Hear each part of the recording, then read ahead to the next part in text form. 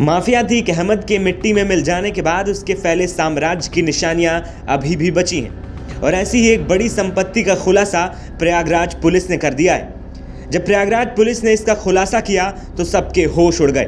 Police ने करीब 12.5 करोड़ की संपत्ति का खुलासा किया जो माफिया अतीक अहमद ने राजगीर का काम करने वाले एक मजदूर हुबलाल के नाम से खरीदी थी। इसका खुलासा तब हुआ जब प्रयागराज कमिश्नरेट में शनिवार को 500 रुपए की रोज मजदूरी करने वाला हुबलाल आया और उसने अपने ज़मीन के सारे दस्तावेज पुलिस को सौंपे। इसके बाद हुबलाल ने सब कुछ कैमरे के सामने बयां किया कि कैसे अतीक ने उसको बिना बताए ज़मीन उसके नाम करवाई। अब हुबलाल पूरी ज़मीन सरकार को सौंपना चाहता है, जिस पर सरकार स्कूल, कॉलेज या गरीबों के लिए आवास बनवा सकती है। हाँ, हमको लाया गया है, हम अपनी ज़मीन दे रहे हैं। किसको दे रहे हैं? जो नाम सरकार को दे रहे हैं, वो सरकार बनाएगी। वहाँ अनाथालय बनाए, कॉलेज बनाए, विद्यालय बनाए और जो भी अच्छी चीज़ बनाना चाहती हो बना दे। हमको ये ज़मीन दे रहे हैं जो आप दे रहे हैं? हम हमारे नाम से जितनी ज़मीन है हम पूरी प्रॉपर्टी दे रहे हैं। कैसे आपके नाम आ गई ज़मीन इतनी? कैसे आ गई? हमको डरा, हमको आके वो लिखवाया गया। किसने डराया धमकाया था? हम उसको क्या जाने का। अच्छा, मतलब आपके नाम पे करवा दिया गया, आपकी ज़मीन नहीं थी, वो किसी और ने नहीं। करवाया। आपकी हाँ। पुश्तैनी ज़मीन कितनी है? हमारे पुश्तैनी ज़मीन केवल हमारे नाम से 2 विश्व है, 2 या 3 विश्व वो भी दे रहे हो? नहीं सर, वो तो हमारे रहने के लिए है। तो ये कौन सी ज़मीन आप दे रहे हैं जो आपको मिली थी? वो जो हमारे लिखाई गई है ज़बरदस्ती हमसे। आपके नाम जबरदस्ती लिखे? तो कौन लोग लिखवाते थे? अरे हम क्या बताएं। अच्छा, ये आदमी थे क्या बोलो? वो फिर बाद में बताएंगे। अच्छा, आप रहने वाले कहाँ के हैं? हम रहने वाले हैं मानपुर पे। हाँ? मानपुर पे, आना पड़ेगा। लालापुर। आपका घर कैसे ज़मीन चलता कहाँ है? घर हमारा, क्या हम करते हैं काम? मेहनत करते हैं, मजदूरी करते हैं, उसी से हमारा भोजन चलता है। और तो ये कैसे इनके यहाँ ये इनके संपर्क में कैसे आ गए आप अतीक अहमद के? इनके संपर्क में कैसे? संपर्क में नहीं आ गए, हमको ज़बरदस्ती करवाया गया।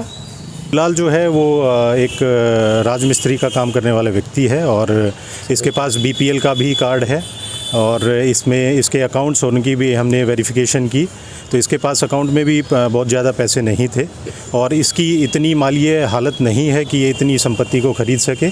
और इसके द्वारा विस्तृत पूछताछ में ये बताया भी गया है और इनके द्वारा एफिडेविट भी दिया गया है कि ये संपत्ति इन्होंने अतीक और उसके गैंग के जो सदस्य हैं उनके लिए उनके नाम पर ही ये बेनामी संपत्ति खरीदी गई थी और अन्य भी संपत्तियां जो हुबलाल के नाम पे होंगी या अन्य किसी व्यक्ति के नाम पे होंगी उनकी भी पुलिस जांच कर रही है और जिसमें जो भी तथ्य हमारे सामने आएंगे उसमें गैंगस्टर एक्ट 14(1) के तहत हम आगे की कार्रवाई सुनिश्चित करेंगे। तो ये पता कैसे चला? देखिए, ये हुबलाल के द्वारा ही हमें सूचित किया गया था और अन्य भी सोर्सेज के माध्यम से हमें इस चीज़ का पता लगा था।